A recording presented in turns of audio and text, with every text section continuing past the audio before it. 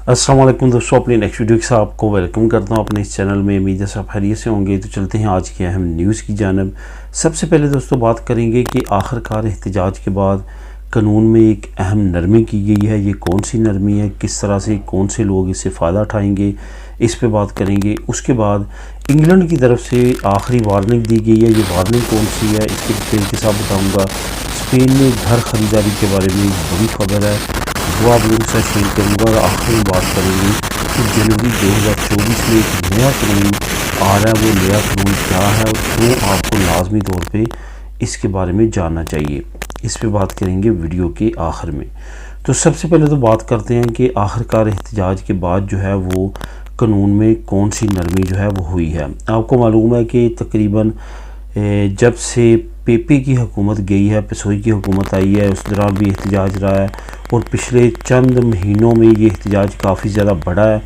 और यहाँ पे ये भी आपको बताता चलूँ कि आपने सुना होगा कि मिनिस्ट्री ऑफ जस्टिस में रजिस्टर सिविल में जो है वो वोल्गा चल रहा है, यानी कि हड़ताल चल रही है। और बहुत ज़्यादा एडमिनिस्ट्रेटर्स जो यूनियंस हैं उन्होंने हड़ताल किया और काफ़ी तादाद कम है। उसमें ये भी एक एहतजाज था और उनकी भी इसमें डिमांड पूरी की गई है।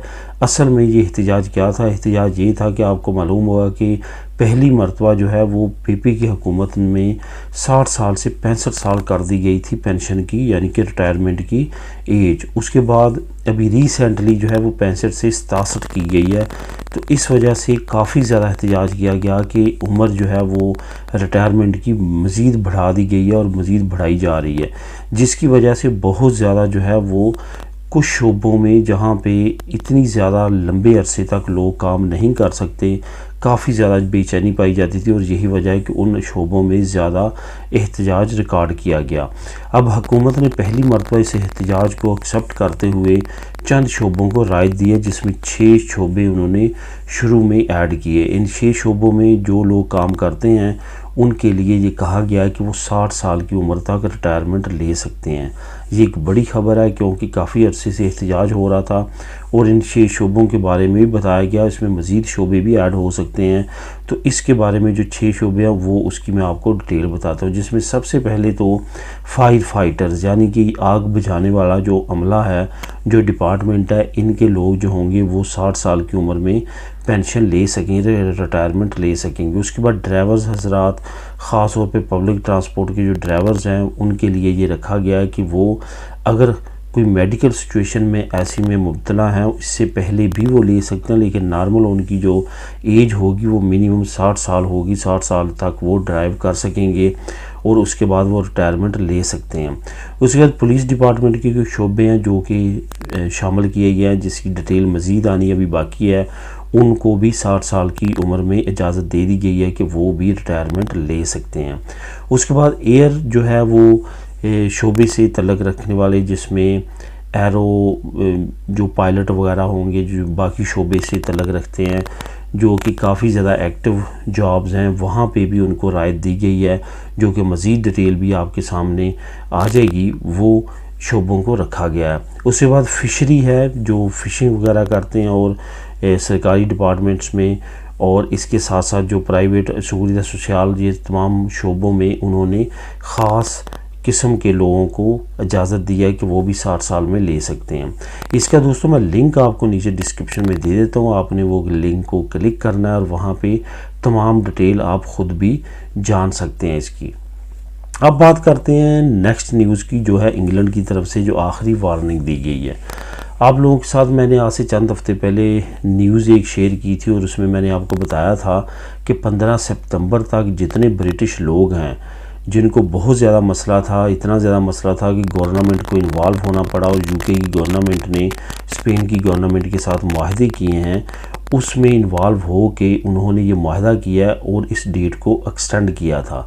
और वो डेट है 15 सितंबर 2023, यानी कि सिर्फ 2 दिन बाकी हैं कि आप इसको चेंज करवा सकते हैं। अपने ड्राइवर लाइसेंस को, अगर आपके पास ब्रिटिश ड्राइवर लाइसेंस है, वो आप स्पेन में एक्सचेंज करवाना चाहते हैं, तो आपके पास डेट है 15 सितंबर 2023।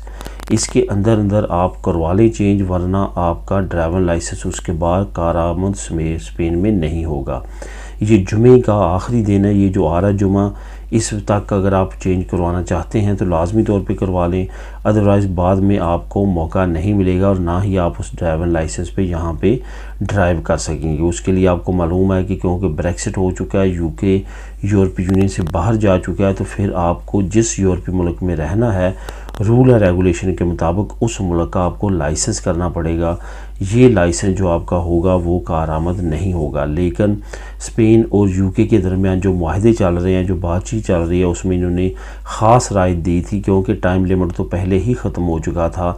इन्होंने दोबारा से एक्सटेंड किया था 15 सितंबर तक, और वो 15 सितंबर के बारे में अब यूके की गवर्नमेंट ने भी वार्निंग जारी कर दी है कि जो लोग स्पेन में अपना ड्राइविंग लाइसेंस जो है वो एक्सचेंज करवाना चाहते हैं वो करवा लें, बाद में उनका एक्सचेंज नहीं होगा। आपको याद होगा आज से चंद दिन पहले स्पेन ने भी ये वार्निंग जारी की थी ब्रिटिश लोगों के लिए कि अगर वो अपना ड्राइविंग लाइसेंस चेंज करवाना चाहते हैं तो करवा लें। अब देखते हैं कि कितने लोग रहते हैं और कितने लोग बाद में भी डिमांड करते हैं एक्सचेंज करने की। फ़िलहाल दोनों हुकूमतों की तरफ से वार्निंग जारी कर दी गई है। अब दोस्तों बात करते हैं कि स्पेन घर ख़रीदारी के लिए बुरी खबर कौन सी है। आपको मालूम होगा मैंने साल के शुरू में कहा था कि जो घरों की कीमतें हैं वो बढ़ सकती हैं, और इसमें सबसे बड़ा जो फैक्टर था वो भी मैंने आपको बताया था। इसमें दो रीज़न थी। एक तरफ हुकूमत ने ये कहा था और तमाम सर्वे ये बता रहे थे क्योंकि इंटरेस्ट रेट जो है वो बढ़ रहा है। जब भी कोई इंटरेस्ट रेट किसी मुल्क का बढ़ता है तो परचेजिंग पावर कम होती है। जब परचेजिंग पावर कम होती है तो डिमांड और सप्लाई का फ़र्क आता है। जब डिमांड और सप्लाई का फ़र्क आता है तो फिर कीमतें गिरती हैं। लेकिन यहाँ पे हो क्या रहा है कि यूरोपीय यूनियन के वो ममालिक जो ज़्यादा एक्सपेंसिव नहीं हैं, जो कि पुर्तगाल, स्पेन, इटली, ग्रीस और इस तरह के दूसरे चंद ममालिक हैं जो नए नए यूरोपीय यूनियन में आए हैं या नए नए शेंजन बने हैं, इन ममालिक में कीमतें अगर कंपेयर टू दूसरी शेंजन स्टेट देखें तो इतनी ज़्यादा नहीं है। होता क्या कि जब इस तरह की सिचुएशन आती है कि घर जो प्रॉपर्टी है वो गिरती है, तो दूसरी इंटरनेशनल कंपनीज़, ख़ास तौर पे मैं अमेरिकन कंपनीज़ की बात करूँगा और यूरोप की बड़ी कंपनीज़ की, वो इन ममालिक का रुख करती हैं और यहाँ पे आगे प्रॉपर्टी बाई करना शुरू कर देती हैं सस्ते दौर में। ये आपको पता होगा कि कोविड के दौरान भी ऐसा हुआ है, उससे पहले जब क्राइसिस थे उस वक्त भी ऐसा हुआ है। वो क्या करते हैं, जब आपकी प्रॉपर्टी ख़रीदते हैं तो वो दोबारा से प्रॉपर्टी की डिमांड बढ़ती है और कीमतें चढ़ना शुरू हो जाती हैं। इसी तरह की कुछ हुई है। तमाम हुकूमती सर्वे जो हैं वो नाकाम रहे हैं। तमाम हुकूमती जो हदायत थीं, जो तमाम चीज़ें थीं, उसके बरक्स जो है वो घरों की कीमतें 7% तक बढ़ चुकी हैं। ये 7% क्वार्टरली बढ़ रही हैं, यानी कि हर 3 महीने बाद जो कैलकुलेशन सामने आती है, जो रेशो सामने आती है, उसको देखा जाए तो 7% जो है वो कीमतें बढ़ चुकी हैं जो स्पेन में घरों की हैं।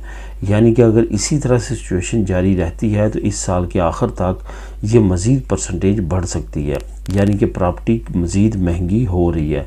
इसका सबसे बड़ा जो वजह है वो यही है कि बड़ी कंपनीज़ ने इन्वेस्टमेंट की है और बड़ी तादाद में जो प्रॉपर्टीज़ हैं वो बाई करना शुरू की हैं स्पेन के अंदर। अब दोस्तों बात करते हैं जनवरी 2024 में एक नया कानून लागू होने जा रहा है, जिसके बारे में आपको लाजमी तौर पे जानना चाहिए और आपको पता होना चाहिए ताकि आप लाइल्मी में इसमें आपको कोई जुर्माना ना हो।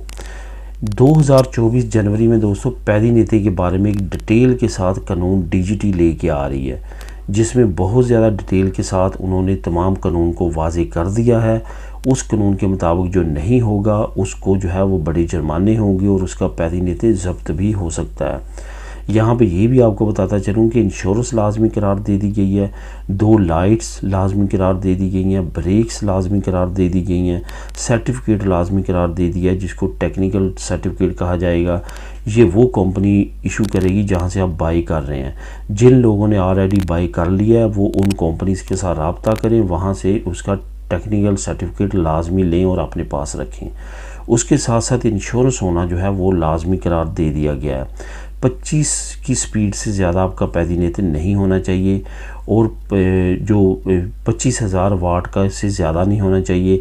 इसके साथ साथ उसका वेट जो है वो भी एक लिमिट के अंदर होना चाहिए। इसका लिंक मैं नीचे आपको दे देता हूँ जो कि आप ख़ुद भी इसको क्लिक करके रीड कर सकेंगे। यहाँ पे दोस्तों आपको जो लिंक मिलेंगे वो मिलेंगे पहली न्यूज़ का, दूसरी न्यूज़ का, तीसरी न्यूज़ का और चौथी न्यूज़ का। चारों न्यूज़ के लिंक मैं नीचे आपको दे दूंगा। आप उसको क्लिक करके ख़ुद भी रीड कर सकेंगे इन तमाम न्यूज़ को और तस्दीक कर सकेंगे। मिलेंगे नेक्स्ट वीडियो में नई अपडेट्स के साथ। अल्लाह हाफिज़।